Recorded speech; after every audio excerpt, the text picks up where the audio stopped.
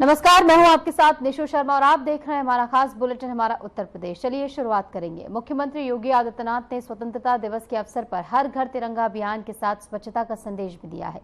उन्होंने social media platform x पर post करते हुए लिखा कि हर घर तिरंगा, हर घर स्वच्छता, आजादी का पर्व स्वच्छता के साथ। जय हिंद। मुख्यमंत्री ने इस संदेश के जरिए लोगों से अपील की है कि वे तिरंगे के साथ अपने घर और आसपास की सफाई पर भी ध्यान दें ताकि स्वतंत्रता दिवस का उत्सव स्वच्छ और प्रेरणादायी बन सके। उन्होंने कहा कि स्वच्छता न केवल स्वास्थ्य के लिए जरूरी है बल्कि ये देशभक्ति का भी प्रतीक है। तो एक्स पर पोस्ट कर सीएम योगी की ओर से जो है बताया गया है कि इस बार स्वतंत्रता दिवस जो है वो बेहद खास है। ऐसे में अपने आसपास भी सफाई रखें और इसी के साथ साथ उन्होंने अपील की है कि तिरंगे के साथ साथ सफाई पर जोर दिया जाए।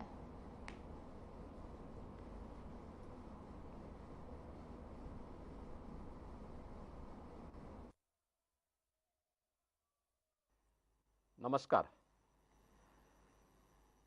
मैं उत्तर प्रदेश के सभी ग्राम प्रधानों, ब्लॉक प्रमुखों, जिला पंचायत अध्यक्षों, त्रिस्तरीय पंचायत के सदस्यों, पंचायत के सभी कार्मिकों, स्वच्छता कर्मियों, ग्राम पंचायत के सभी नागरिकों और नगर निकायों से जुड़े हुए भी सभी हमारे नगर पालिका, नगर पंचायत, नगर निगम के कार्मिकों, उनके जनप्रतिनिधियों और नागरिकों को स्वतंत्रता दिवस की हृदय से शुभकामनाएं देता हूं। इस स्वतंत्रता दिवस पर हम सब एक साथ, एक स्वर में, एक संकल्प के साथ आगे बढ़ रहे हैं। हर घर तिरंगा, हर घर स्वच्छता, अर्थात स्वतंत्रता का उत्सव स्वच्छता के संग। यह केवल एक अभियान नहीं बल्कि भारत माता के प्रति हमारा प्रण है। तिरंगा हमारी आन बान शान है और स्वच्छता हमारे संस्कार, हमारी सभ्यता और हमारे भविष्य की पहचान है। गांव हो या शहर, पंचायत हो या नगर निकाय, आज़ादी का यह पर्व हम सबको एक सूत्र में पिरोता है। यह बताता है कि चाहे वह ग्रामीण सीमा हो या नगरीय मोहल्ले, हम सबकी जिम्मेदारी एक है। राष्ट्रभक्ति के साथ स्वच्छ, सुंदर और सशक्त उत्तर प्रदेश का निर्माण। मुझे विश्वास है कि हम अपने अपने पंचायत सचिवालय, नगर निकाय कार्यालय, घरों, सार्वजनिक भवनों और संस्थानों में तिरंगा लहराएंगे और आसपास की स्वच्छता को अपने व्यक्तिगत दायित्व मानते हुए सुनिश्चित करेंगे। इस बार के स्वतंत्रता दिवस के अवसर पर हमारे लिए गौरव का क्षण है कि इस 15 अगस्त को उत्तर प्रदेश के 33 से अधिक ग्राम प्रधान उनके उत्कृष्ट कार्यों के लिए दिल्ली में आयोजित स्वतंत्रता दिवस समारोह में विशिष्ट रूप से सम्मानित किए जा रहे हैं। ये ग्राम प्रधान न केवल अपने गांव बल्कि पूरे प्रदेश का नाम आगे करने में योगदान दे रहे हैं। वे यह संदेश दे रहे हैं कि प्रतिबद्धता और नवाचार से विकास के नए अध्याय लिखे जा सकते हैं। मैं उन सभी ग्राम प्रधानों और उन ग्राम वासियों को हार्दिक बधाई देता हूँ। आइए हम सब मिलकर इस स्वतंत्रता दिवस को सचमुच एक जन अभियान बना दें।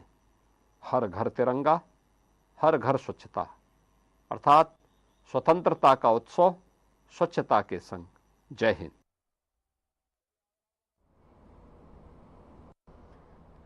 उत्तर प्रदेश विधानसभा के मानसून सत्र का दूसरा दिन आज है। पहले दिन विपक्ष ने जमकर हंगामा किया जिससे सदन की कार्रवाई को स्थगित करना पड़ा था।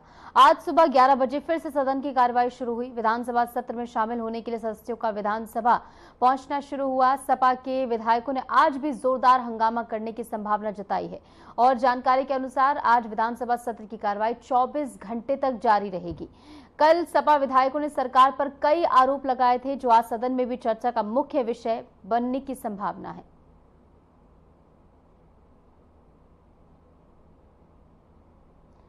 तो आज मॉनसून सत्र का दूसरा दिन, जहां पर आज भी सत्र जो है हंगामेदार हो सकता है, इसकी संभावना है, क्योंकि बीते दिन आपने देखा है कि समाजवादी पार्टी की ओर से जोर शोर से हंगामा किया गया और इसी के साथ साथ सत्ता पक्ष को घेरने का प्रयास किया गया। हालांकि सत्ता पक्ष की ओर से सीएम योगी आदित्यनाथ ने मोर्चा संभाला और जवाब उनकी ओर से दिया गया है। समाजवादी पार्टी पर जमकर निशाना उन्होंने साधा और इसी के साथ डिप्टी सीएम केशव प्रसाद मौर्य भी इसको लेकर बोलते हुए नजर आए। हालांकि आज का दिन भी हंगामेदार रह सकता है, कहा जा रहा है। कई सारे आरोप बीते दिन विपक्ष की ओर से सत्ता पक्ष पर लगाए गए थे, ऐसे में वो तमाम मुद्दे जो हैं, तमाम आरोप आज का मुद्दा बन सकते हैं, उन पर आज के दिन चर्चा हो सकती है।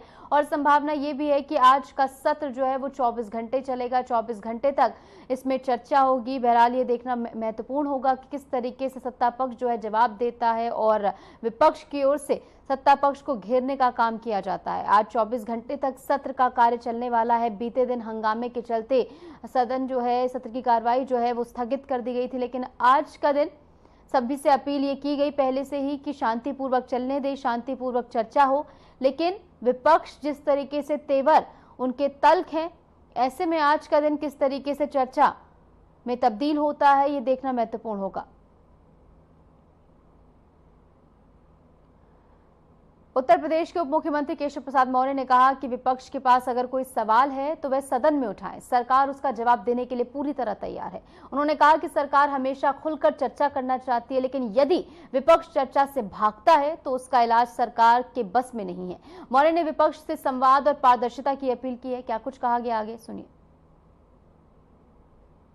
से चले, विपक्ष के पास अगर कोई सवाल है तो सदन में उठावे और उसका सरकार जवाब देने के लिए तैयार है। कोई चर्चा का विषय है तो चर्चा करने को तैयार है, लेकिन अगर विपक्ष भागना चाहे, चर्चा में हिस्सा न लेना चाहे, तो उसका इलाज सरकार नहीं कर सकती। सरकार तो हर सवाल का जवाब दे सकती है। देखिए, फतेहपुर की घटना को लेकर के जो भी हुआ है उसको लेकर के उसमें मुकदमा दर्ज हो गया है, उसकी जांच हो रही है। जो दोषी होंगे उनके खिलाफ कार्रवाई होगी। दिल्ली की जो लड़ाई है वो लड़ाई श्री राहुल गांधी जी आगे हैं कि श्री अखिलेश यादव जी आगे हैं कि और विपक्षी दल के नेता आगे हैं, इसकी होड़ लगी हुई है। चुनाव आयोग ने इंडी गठबंधन के दलों के 30 नेताओं को बुलाया था कि आइए अपनी बात कहिए। जाने की जगह 300 लोग जैसे सड़क छाप प्रदर्शन होता है उस प्रकार से संसद के सदस्य लोग अगर प्रदर्शन करने लगेंगे तो लोकतंत्र की मर्यादा तार तार हो जाएगी। समाजवादी पार्टी, कांग्रेस पार्टी या इंडी गठबंधन मिलकर के लोकतंत्र की हत्या करना चाहते, संविधान की हत्या करना चाहते, संवैधानिक संस्थाओं को नुकसान पहुंचाना चाहते हैं। जो अराजकता समाजवादी पार्टी की सरकार में उत्तर प्रदेश में थी, जो अराजकता कांग्रेस की अगुवाई वाली सरकार में 2004 से 2014 तक देश में थी, वही वो चाहते हैं कि माननीय नरेंद्र मोदी जी के नेतृत्व की सरकार में, आदरणीय योगी जी के नेतृत्व की सरकार में हो। युवा विधानसभा के मानसून सत्र के पहले दिन हंगामे पर अध्यक्ष सतीश महाना ने नाराजगी जताते हुए कहा कि सदन सभी की जिम्मेदारी है। उन्होंने विपक्ष को बोलने का मौका देने की बात कही, लेकिन आरोप लगाया कि विपक्ष ने राजनीतिक कारणों से चर्चा से दूरी बनाई है। क्या कुछ कहा गया, खुद सुनिए।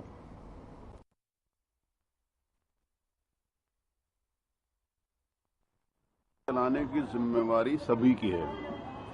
बहुत महत्वपूर्ण विषय थे जिसके ऊपर चर्चा हो सकती थी। मेरे द्वारा कई बार माननीय प्रतिपक्ष के सम्मानित सदस्यों से कई बार कहा गया कि आप चलिए अपनी बात कहिए। उन्होंने कहा कि स्कूल मर्जर की बात करी, बाढ़ की बात करी, बिजली की बात करी, तो मैंने कहा मैं पूरा अवसर दूंगा, आप चलिए बात करिए। शायद उनका पॉलिटिकल एजेंडा होगा, वो नहीं है। विधानसभा मानसून सत्र के पहले दिन मंत्री सुरेश खन्ना ने विपक्ष पर सदन की कार्यवाही बाधित करने का गंभीर आरोप लगाया। सरकार चर्चा और जवाब देने को तैयार है, लेकिन विपक्ष सिर्फ अराजकता फैला रहा है। उन्होंने कहा कि सदन चलाना सभी की जिम्मेदारी है, लेकिन सत्ता पक्ष सदन चलाना चाहता है, विपक्ष नहीं।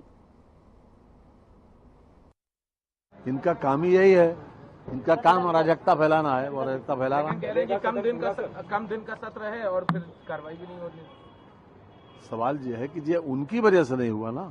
हम तो चाहते थे, आखिर में भी हमने चाहता था कि जब वो नियम 56 पर जब वो बोल रहे थे नेता प्रतिपक्ष, तो भी मैंने कहा था, हमने कहा आप अपना वो रखिए, नोटिस के ऊपर बोलिए, हम जवाब देंगे, और मैंने जवाब दिया भी।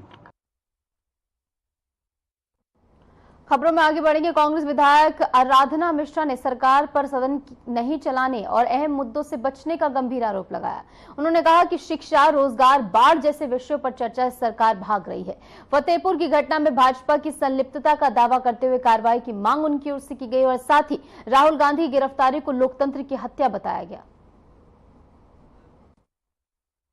ना चर्चा कराना चाहती है और ना ही बाढ़ पर चर्चा कराना चाह रही है, ना मर्जर और क्रूज पर चर्चा कराना चाह रही, ना लॉ एंड ऑर्डर पे चर्चा कराना चाह रही, ना बेरोजगारी पे चर्चा कराना चाह रही। केवल अपनी वाहवाही लूटने के लिए सरकार सदन का समय और जनता की बातों से दूर भाग रही है। कल जिस तरह से अहंकार में भरी हुई सरकार जब नेता प्रतिपक्ष अपनी बात को सदन में रख रहे थे तो पूरे देश ने देखा, आप सब ने देखा, जनता ने देखा उत्तर प्रदेश की कि किस अहंकार भरे लहजे में उनकी पीड़ा को ये कह करके नकार दिया कि इस तरह की कोई घटना नहीं हुई। ये उत्तर प्रदेश की विधानसभा का सबसे काला दिन था, जहां पर परंपराओं का हमेशा निर्वहन हुआ है, कल तार तार कर दी है उत्तर प्रदेश विधानसभा की अस्मिता। देखिए, पूरी तरह से ये घटना मैं कहूंगी कि सरकार की और वहां के स्थानीय प्रशासन की विफलता है। ये पूरी तरह से सुनियोजित और पोषित घटना है ताकि मूल घटनाओं से ध्यान भटकाया जा सके। विधानसभा में इस घटना को ला करके जो मुख्य विषय है उन पे चर्चा ना हो पाए और सदन का भी ध्यान भटकाए और जनता का भी ध्यान भटकाए। 160 लोगों पर एफआईआर हुई, लेकिन जो भाजपा के जिलाध्यक्ष उसका नाम नहीं। लगातार फुटेज में जो कल चले हैं, हम सब ने देखा कि भारतीय जनता पार्टी के पदाधिकारी वहां पे मौजूद थे और उन्होंने वहां का माहौल खराब करने में पूरा उनका षड्यंत्र था। और मैं तो ये भी कहूंगी कि उनके साथ साथ उन अधिकारियों पर भी कार्रवाई होनी चाहिए जिनको ये मालूम था कई दिनों से कि वहां पे संवेदनशील स्थिति है, उन्होंने पर्याप्त सुरक्षा बल के इंतजाम नहीं किए, वहां की व्यवस्था नहीं करी, उन पर भी कार्रवाई होनी चाहिए और इसकी न्यायिक जांच होनी चाहिए। उत्तर प्रदेश में बेरोजगार युवाओं को स्वरोजगार की दिशा में आगे बढ़ाने के लिए मुख्यमंत्री युवा उद्यमी विकास योजना एक बड़ा सहारा बन रही है। इस योजना के तहत 5 से 10 लाख रुपए तक का ब्याज मुक्त लोन और 10% सब्सिडी दी जा रही है ताकि युवा अपना खुद का व्यवसाय शुरू कर सके और आत्मनिर्भर बन सके। बलिया के उद्योग विभाग अधिकारी रवि शर्मा के अनुसार इस वित्तीय वर्ष में 1700 युवाओं को लोन प्रदान करने का लक्ष्य तय किया गया है। अब तक 543 युवाओं को लोन वितरित किए जा चुके हैं, जिससे वे नए जीवन की शुरुआत कर रहे हैं और राज्य में उद्यमिता को बढ़ावा भी मिल रहा है। अधिकारियों का कहना है कि 1 डिस्ट्रिक्ट 1 प्रोडक्ट यानी कि ODOP, एक जनपद एक उत्पाद पहल के साथ भी इसे जोड़ा जा रहा है ताकि स्थानीय उत्पादों को बढ़ावा मिले और क्षेत्रीय अर्थव्यवस्था मजबूत हो। विभाग ने युवाओं से अपील की है कि वे ऑनलाइन आवेदन कर इस योजना का लाभ उठाएं और रोजगार के साथ अपने और राज्य के विकास में योगदान दें।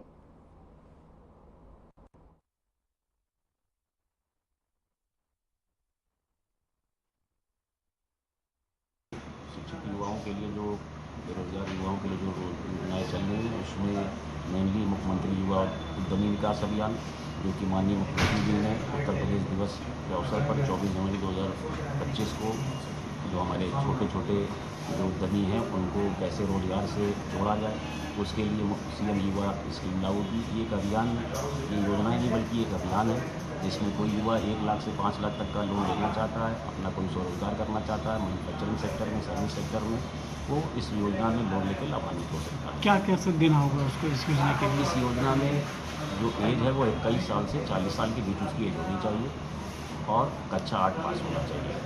दूसरा, इसमें 4 साल तक इंटरेस्ट फ्री है और 10% उसको सब्सिडी भी है। उसको मार्जिन मनी यानी ओन कंट्रीब्यूशन 10% अपने खाते में लोन डिसबर्स होने से पहले जमा करवाना है। सर, क्या प्रोग्रेस है इसका? प्रोग्रेस इस वित्तीय वर्ष में जो सरकार ने लक्ष्य रखा वो 1700 का था और 1700 के अगेंस्ट में अभी तक 543 अभ्यर्थियों को लोन वितरित किया जा चुका है और आगे भी चलेगा। जो आज की रैंकिंग आई है, बलिया उसमें 20वें स्थान पर है। उत्तर प्रदेश के फतेहपुर जिले में मजार और मंदिर को लेकर चल रहे विवाद पर बहुजन समाज पार्टी प्रमुख मायावती ने सरकार को चिताया है। उन्होंने सोशल मीडिया पोस्ट में लिखा कि फतेहपुर जिले में मजार और मंदिर को लेकर जारी विवाद में सरकार को किसी भी समुदाय को ऐसा कदम उठाने की अनुमति नहीं देनी चाहिए जिससे वहां सांप्रदायिक तनाव पैदा हो या आपसी भाईचारा और सौहार्द बिगड़े। सरकार को इस मामले को गंभीरता से लेना चाहिए और जरूरत पड़ने पर सख्त कदम भी उठाने चाहिए। ये हिदायत मायावती की ओर से दी गई है।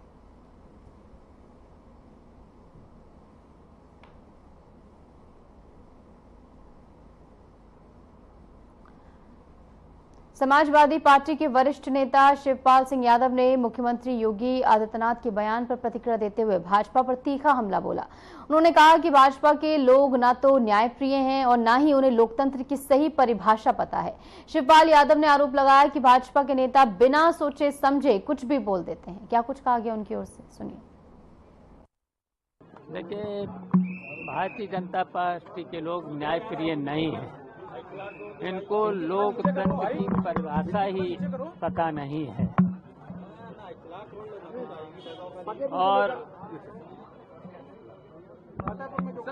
और इन्हें तो बोलना है, कुछ भी बोलेंगे।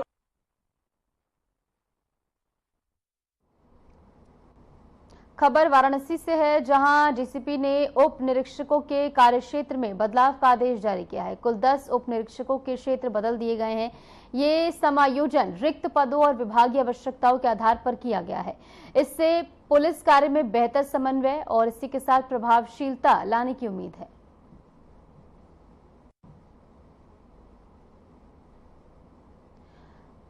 तो पुलिस कार्य में समन्वय सुधार किया गया है, जहां पर उप निरीक्षकों के कार्य क्षेत्र में बदलाव किया गया है, यानी कि नए क्षेत्र के साथ अब उन्हें काम करना होगा। और उप निरीक्षक के कार्य क्षेत्र में बदलाव का होना यानी अलग जगह पर जाकर उन्हें काम करना होगा, एक नई जिम्मेदारी के साथ उन्हें काम करना होगा, जिसके चलते अनुमान ये है कि समन्वय और बेहतर होगा और रिक्त पदों पर समायोजन भी और ज्यादा बेहतर हो पाएगा। डीसीपी की ओर से आदेश जारी किए गए। पूरी सूची भी आपको दिखा रहे हैं, जहां पर कार्य क्षेत्रों में बदलाव को लेकर एक पूरी सूची जारी की गई है और वो सूची आपकी टेलीविजन स्क्रीन पर, जहां पर उप निरीक्षकों के कार्य क्षेत्रों में बदलाव किए गए। डीसीपी की ओर से फैसला लिया गया है, जिसके लिए बताया गया है कि समन्वय को बेहतर बनाने के लिए और कार्रवाई बेहतर हो, इसके मद्देनजर ये फैसला लिया गया है।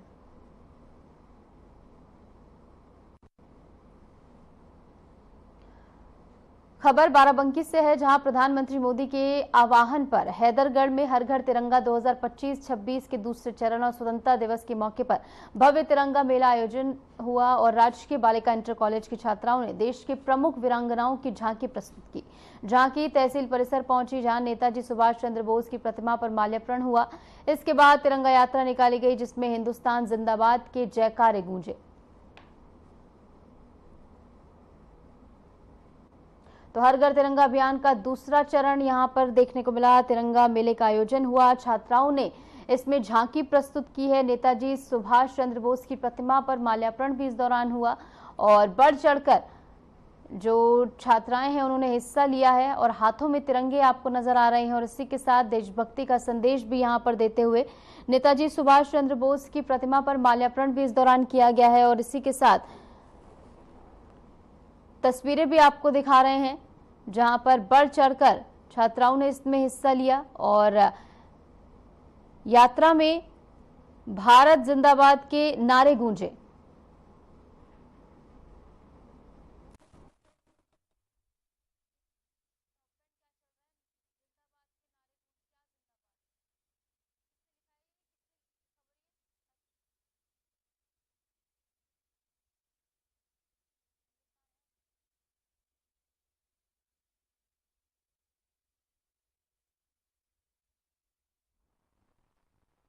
हर घर तिरंगा के अवसर पर तिरंगा यात्रा निकाली। तो क्या मुहिम है 15 अगस्त को लेके जो है? बहुत अच्छी मुहिम है। हम लोग अच्छे तरीके से हर घर तिरंगा कार्यक्रम मनाएंगे। आजादी का अमृत महोत्सव के अवसर पर और काकोरी कांड की जो ये शताब्दी समारोह मनाया गया था, इस पर धूमधाम से आयोजन किया गया। लखनऊ सुल्तानपुर नेशनल हाईवे से होते हुए आप जो है तहसील पहुंचे हैं जी, किस प्रकार स्वागत किया गया आपका? बहुत अच्छे से जोरदार स्वागत किया गया तहसील परिसर में। तो क्या आज मतलब क्या कहेंगे स्वतंत्रता दिवस को लेकर? स्वतंत्रता दिवस हमारा पावन पर्व है और ये इसी तरह अक्षुण्ण रहे। हमारा भारत हमेशा स्वतंत्र रहे।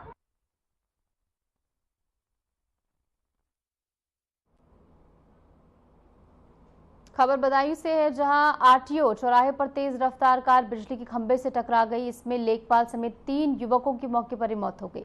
एक घायल हुआ है। सभी युवक जन्मदिन मनाकर लौट रहे थे। पुलिस ने शव पोस्टमार्टम के लिए भेज दिए। हादसे की सूचना मिलते ही परिजनों में कोहराम मच गया है। बदायूं से खबर है भीषण हादसे की, जहां पर हाईवे पर ही हादसा हुआ है और कार पोल पर जाकर टकरा गई। हादसा इतना ज्यादा भीषण था कि इसमें 3 लोगों की मौके पर ही मौत हो गई, जबकि एक व्यक्ति इसमें घायल बताए जा रहे हैं, जिनका इलाज अस्पताल में चल रहा है। फिलहाल इस हादसे के असल कारणों का भी पता लगाया जा रहा है। तस्वीरें भी आपको दिखा रहे हैं। बुरी तरह गाड़ी जो है क्षतिग्रस्त हो गई और इस हादसे की भीषणता का अंदाजा आप इसी बात से लगा सकते हैं कि तस्वीरों में गाड़ी के जो है आगे वाले हिस्से के परखच्चे उड़ गए और इसी के साथ मौके पर 3 लोगों की भी इसमें मौत हो गई। सूचना मिलने के बाद मौके पर पुलिस पहुंची। पुलिस की ओर से कार्रवाई की गई है। शवों को पोस्टमार्टम के लिए भेज दिया गया है, तो वहीं घायल को अस्पताल में इलाज हेतु भर्ती कराया गया। इलाज उसका चल रहा है और ऐसे में घटनास्थल पर पहुंचकर भी पुलिस की ओर से तमाम पहलुओं का जायजा लिया जा रहा है और इसी के साथ साथ असल कारणों का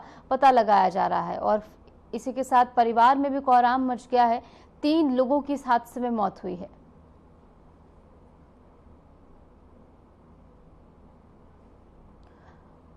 खबर संभल से है, जहां चिरवारा गांव में गंगा बांध में सुराख हो जाने से भारी पानी बाहर निकला, जिससे ग्रामीणों में डर फैल गया है। बांध के कटने से आसपास के गांव और फसल जलमग्न हो गए हैं। ग्रामीणों ने ठेकेदार पर मनमानी और समय पर मरम्मत न करने का आरोप लगाया। बांध से पानी निकलने का वीडियो सोशल मीडिया पर वायरल हो रहा है और वीडियो में आप देख सकते हैं किस तरीके से बांध से रिसाव हो रहा है और इस रिसाव के चलते जो आसपास के खेत हैं, गाँव हैं, वो जलमग्न हो गए हैं और जो अन्य गांव हैं उनमें भी इस समय खतरा मंडरा रहा है कि वो भी जलमग्न हो जाएंगे और खेतों में भारी नुकसान हो रहा है और इसके चलते किसानों के लिए ये चिंता का विषय बन गया है। ग्रामीणों में इस समय हड़कंप मचा हुआ है क्योंकि खेतों में पानी भर गया है।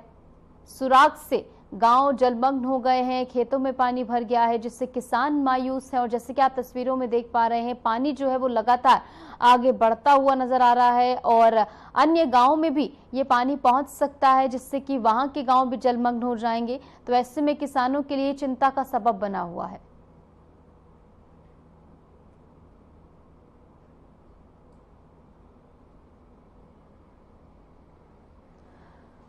फर्रुखाबाद में बाढ़ का खतरा लगातार बढ़ता जा रहा है। गंगा नदी का जलस्तर खतरे के निशान से ऊपर पहुंच गया है, जबकि राम गंगा नदी चेतावनी स्तर पर बह रही है। बता दें कि नरौरा बांध से 2,47,534 क्यूसेक पानी छोड़े जाने और राम गंगा से 36,368 क्यूसेक पानी छोड़े जाने के बाद स्थिति अब और भी ज्यादा गंभीर और संवेदनशील हो गई है। राम गंगा का जलस्तर बढ़कर 136.80 सेंटीमीटर तक पहुंच गया है। बढ़ते पानी के कारण जिले के करीब 50 गांवों का संपर्क भी टूट गया है। तो वहीं कंपिल क्षेत्र के 40 गांवों में बिजली आपूर्ति ठप हो गई है। बाढ़ और पानी भराव से परेशान ग्रामीण सुरक्षित स्थानों की ओर पलायन कर रहे हैं।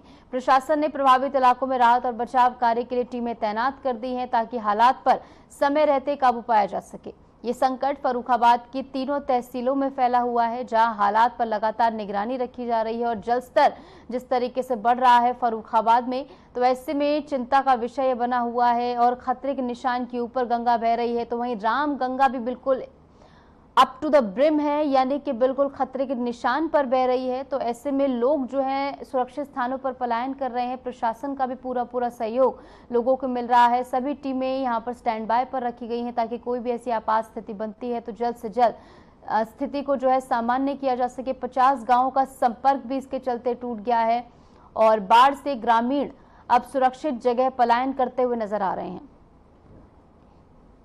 और फिलहाल के लिए हमारे इस खास बुलेटिन में इतना ही। नमस्कार।